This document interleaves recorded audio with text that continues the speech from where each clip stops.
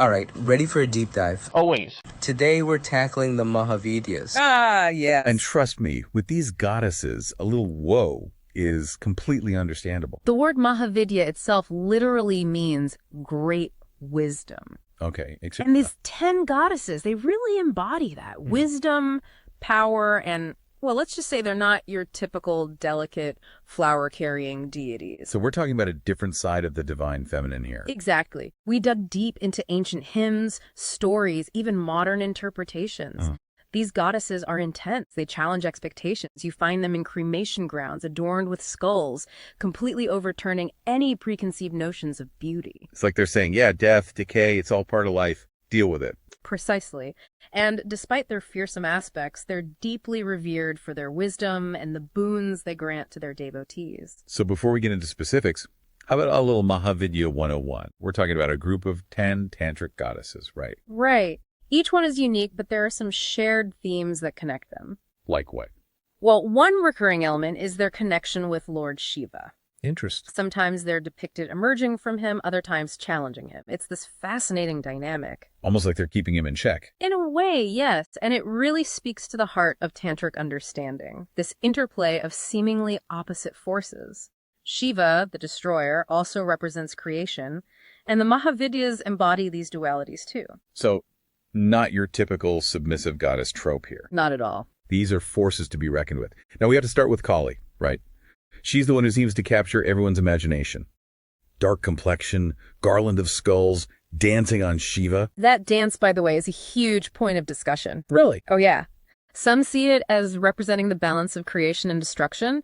Others interpret it as a metaphorical representation of sexual union, the merging of opposites. Didn't we come across that wild story in the Bhagavata Purana where Kali goes on a rampage slaying a band of thieves? Exactly. That's the one. And a dance. She's consumed by this frenzy of battle, embodying this raw, primal energy. And it reminds us that the Mahavidyas don't fit neatly into our boxes of good and evil. They're beyond that. Exactly. Speaking of untamed, we have Tara.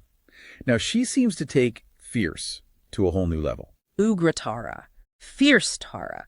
It's an epithet often used to describe her. In fact, one text we found states, "When she cuts off your head, your mind becomes steady, undisturbed in its oneness, which enables you to succeed." Talk about tough love. It speaks to her power. Tara has this ability to bring about profound transformation, even if it's through these challenging, even jarring experiences. And wasn't there something about Tara drinking poison from the sun? Yes. When this primordial sun threatened to consume all of creation, Tara drank its poison, saving the universe. It was an act of incredible sacrifice. Wow. She embodies both the destructive power of the sun and its life-giving force. So much duality with these Mahavidyas. Okay, now for something completely different. Tripurasundari, also known as Shodashi. She's often depicted as this beautiful 16-year-old. Quite a contrast. Even her name, Tripurasundari, is super interesting. Tripura can refer to 3 cities or worlds, Suggesting her vast dominion. exactly, and Shodashi connects to the number 16. Which in Hinduism represents the 16 phases of the lunar cycle, right? The cyclical nature of time, creation, destruction, all of it. Precisely. So while Kali and Tara might embody these raw, immediate aspects of reality, Tripurasundari embodies something more subtle, more cosmic. We saw that she's associated with the yantra, that mystical diagram. Yes. The Sri Yantra is used in her worship. It's believed to be a visual representation of her energy, almost like a map of her consciousness. So we've got Kali and Tara confronting us with the raw aspects of existence, and Tripurasundari embodying this ultimate reality. And we've only just begun. We still have 7 more Mahavidyas to explore, each with their own unique attributes and lessons. 7 more. Man, we're just scratching the surface here. Yeah. So many goddesses, so little time. Right. It's like a whole pantheon of powerful feminine energy we're uncovering. It really is. And to understand how they all connect, how they function as a group, we should touch on the 3 gunas in Hinduism. Okay, shoot. Satva, Rajas, and Tamas. They're these fundamental forces that make up all of existence, according to Hinduism. Interesting. So how do the Mahavidyas connect to these gunas? Well, some scholars categorize the Mahavidyas based on which guna they primarily embody. Okay. So, for example, you have Kali with her strong link to destruction. She might be associated with Tamas. Which is? The principle of inertia, darkness, destruction. But then you have Tripurasundari, who embodies ultimate reality, and she could be linked to Satva. Purity, knowledge, all that. So it's like each Mahavidya is a lens through which we can understand these cosmic forces. Precisely. But it's not always so clear-cut. It's not like each goddess fits neatly into just one category. Right. Many of them embody multiple gunas or even transcend those categories entirely. Okay, so it's fluid. I like it. It keeps things interesting. Yeah. So we've got Kali, Tara, Tripurasundari. Who are we missing? What are the other 7? Well, we've got Bhuvaneshwari. She's often associated with the element of earth and considered the queen of the universe. Oh, Wayne, nice. Then there's Bhairavi, who's closely linked to Shiva in his fierce Bhairava form. She represents the transformative power of anger. Ooh, powerful. Okay. And then there's Chinnamasta. Chinnamasta, yes. She's the one. Well, her appearance is pretty unforgettable. That's one way to put it. She's often depicted holding her own severed head, offering her blood to her devotees. Yeah, she really challenges those conventional notions of beauty and divinity. So she's intense, but what does she represent? Chinnamasta embodies self-sacrifice. She's about the interconnectedness of life and death, this idea that even in what seems like destruction, there can be nourishment and creation. Okay, that's deep. Who else is there? We have Dhumavati, the widowed goddess. The widowed goddess. Yes, and she's often associated with misfortune, with loss. This sounds a little intimidating. She can be, but she embodies a very powerful reality, and that's the impermanence of all things. Right. Not always the most pleasant thought to confront. No, but a necessary one. I can see that. Okay, who's next? Let's see. We have Bagalamukhi, who's known for her ability to stop enemies in their tracks. She's all about overcoming obstacles. She teaches us to face those challenges head on. She's like the stop you in your tracks goddess. I like it.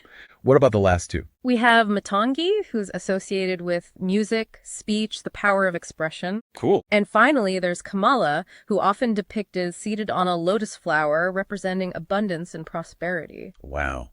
It's incredible how much diversity there is within this group of 10 goddesses. Isn't it? They cover everything. From the shadows to the light, everything in between. They really seem to cover the whole spectrum of human experience. They do. The Mahavidyas don't shy away from life's complexities. They embrace them. They embrace them as part of this sacred whole. It's a powerful message for all of us. It really is. But we haven't talked about the how. How do people actually connect with these goddesses? What does that look like in practice? You mentioned mantras and yantras. Yes, those are key. In Tantrism, a spiritual practitioner is called a sahaka, and their practices often involve those tools.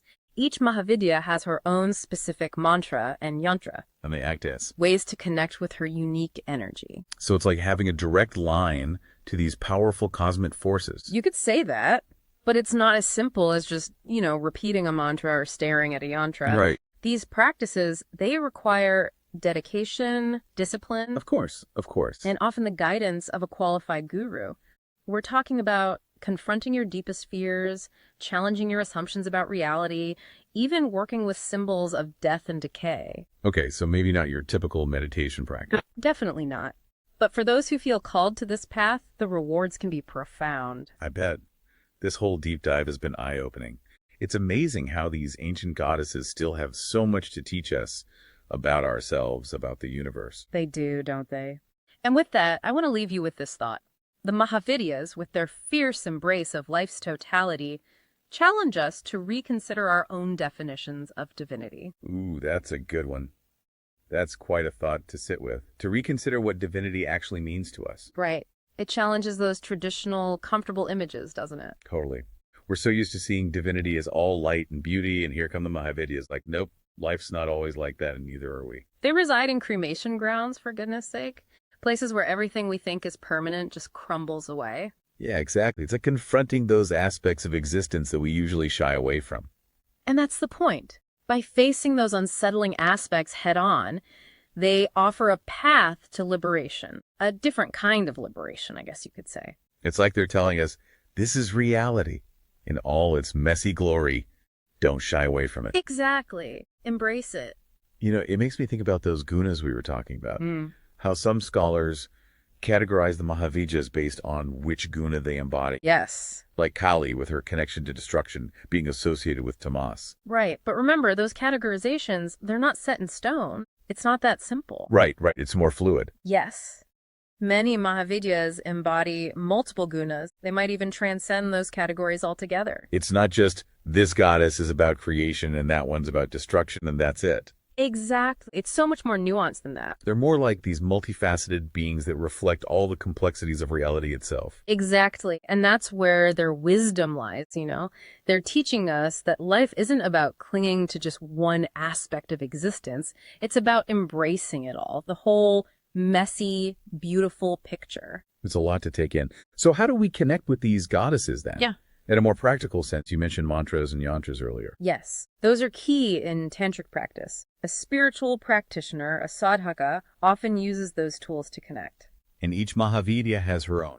Her own specific mantra, her own yantra. Each one acts as a way to connect with her unique energy. It's like having this direct line, right, to these powerful cosmic forces. In a way, yes. But, it's not as simple as just repeating a mantra a few times or staring at a yantra. Right, there's more to it. It requires real dedication, discipline. Of course. And often the guidance of a qualified guru is essential.